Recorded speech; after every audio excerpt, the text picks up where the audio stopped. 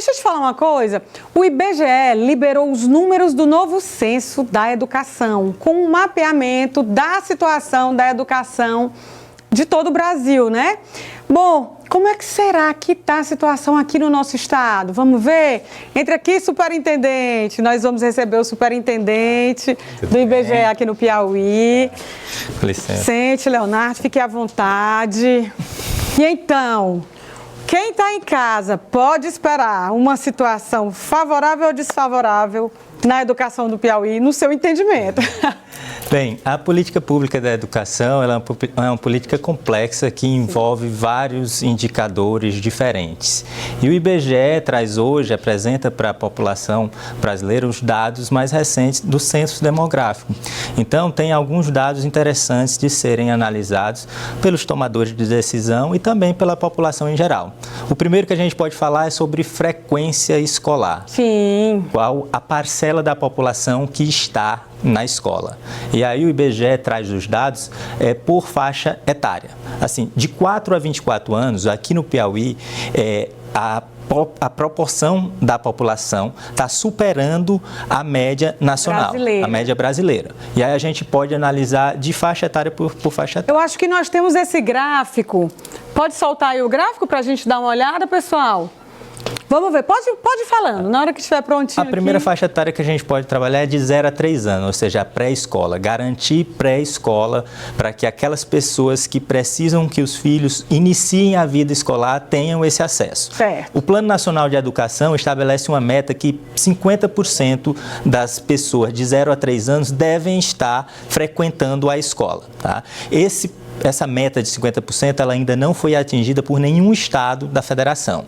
A média hoje do Brasil é de 33% e o Piauí está ali com 27%. Quando a gente faz uma análise histórica, esse número ele ainda é baixo, mas vale lembrar que no ano 2000 esse número era inferior a 10%. É um crescimento considerável e relevante, né? Isso vem crescendo. A distribuição por municípios ela também é diferente, ou seja, a gente já tem 7 municípios aqui no Piauí que atingiram esse percentual. Olha aqui o gráfico.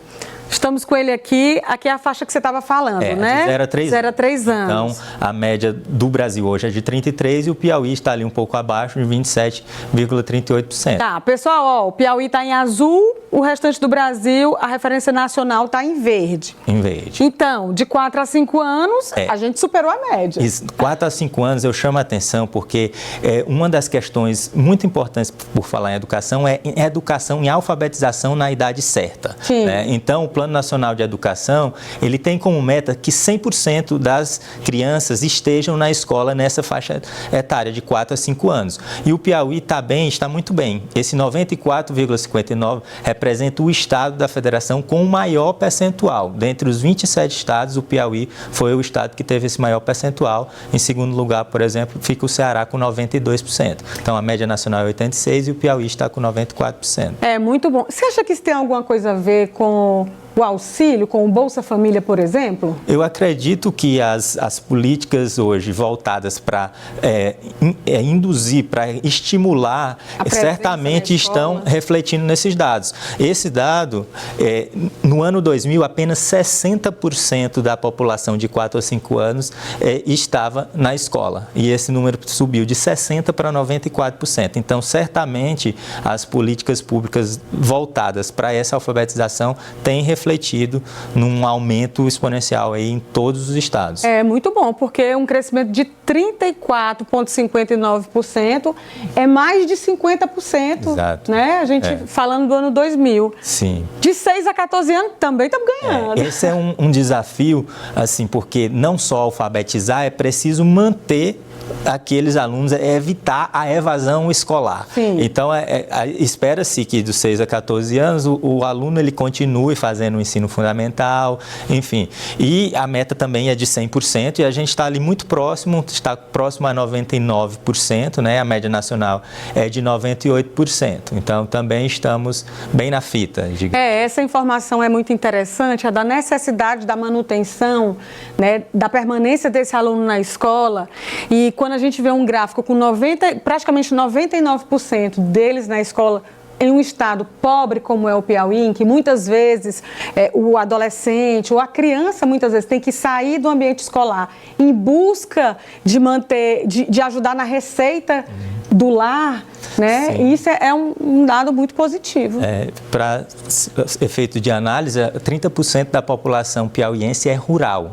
O IBGE também revelou esse dado. Sim. Imaginar que mesmo nessa população rural, essa educação tenha chegado é realmente importante. E aí vem outros programas, outros projetos que vão tentar justamente manter essa criança, manter esse adolescente também na escola. Entendi. 15 a 17 anos. Também estamos um pouco acima da média nacional, né?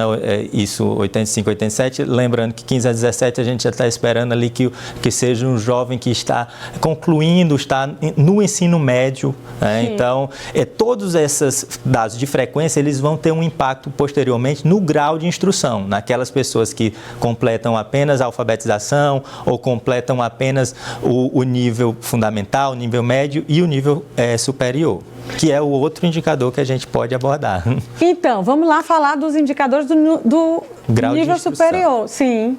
Grau de instrução. O Piauí hoje ainda tem um percentual muito elevado, quase 50% da população com um nível de instrução baixo. Ele tem apenas sem instrução ou então o ensino fundamental incompleto. A gente está falando aí de cerca de 1 milhão de pessoas que estão nessa condição e é o percentual também mais alto do Brasil. Nessa contramão, a gente precisa ver também que tem toda uma questão histórica. Esse mesmo indicador que hoje é 49%, no censo 2000 era 74%. De cada 4, 3 não tinham sequer concluído o ensino fundamental. Então, perceba que a política pública voltada para a educação, ela tem que ser contínua e os frutos eles vão sendo colhidos em médio e longo prazo. Né? Muito importante. Eu também vi uma predominância de cursos, né, aqui no Piauí. Como é que é isso? Sim, outro dado também trazido pelo censo é justamente quais as áreas que as pessoas estão se formando. O nível superior, até então, por exemplo, no ano 2000, apenas 2,5% da população do Piauí tinha um nível superior. Isso representava cerca de 30 mil pessoas. Agora, o censo 2022 revelou que esse percentual subiu de 2,5% para quase 14%. Isso representa quase 290 mil pessoas. Então, saímos de 30 mil para 290 mil em 22 anos. Então, é um incremento e quando a gente fala em cursos, há alguns cursos que têm uma maior predominância. Quando a gente agrupa, por exemplo, gestão, negócios e direito, mais de 70 mil pessoas no Piauí estão nesse curso. Só o curso de direito tem mais de 30 mil pessoas com a graduação de direito aqui no estado do Piauí. É muita gente no curso de direito e poucos piauienses também com o ensino superior, né? Se você olhar, apesar de ter havido um crescimento, mas ainda é muito pouca gente, porque a gente tem a impressão, abriram muitas faculdades particulares, hoje todo mundo faz um curso superior, mas o que o IBGE traz é que, mesmo com essa oferta grande de cursos, nós ainda estamos bem distantes, né, de um nível razoável. Um caminho. A média nacional é de 18%. Sim. O estado que tem maior percentual no caso do Distrito Federal, que 37%. Então, há um caminho, naturalmente, se permanecer essa frequência escolar nas idades superiores, a tendência é que esse percentual vá se elevando ao longo das décadas. Houve um crescimento, saímos de 2,5% para 14%, mas ainda há um percentual muito grande da população com baixa instrução.